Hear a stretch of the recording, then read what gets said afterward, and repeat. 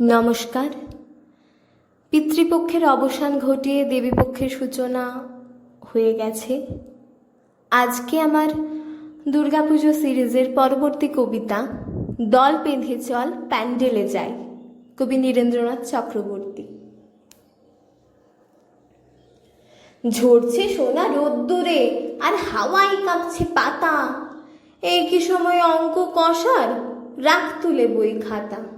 আয় বেরিয়ে বাইরে ও ভাই, সমস্ত কাজ ফেলে দল বেঁধে চল এক্ষুনি যাই ওই পুজো প্যান্ডেলে। পড়ার কথা বলিস কাকে, চল তো বোকা হাবা, দেখবি কেমন অসুর ডাকে, সিংহ মারছে থাবা। আসছে ভেসে ঢাকের আওয়াজ, সঙ্গে বাজছে কাশি, কাজ ফেলে চল দেখবি রে আজ দুর্গা মায়ের হাসি। ওই হাসিতেই সমস্ত দিক এখন থাকুক ভরা, তারপরে ফের রুটিন মাফিক চলবে লেখাপড়া।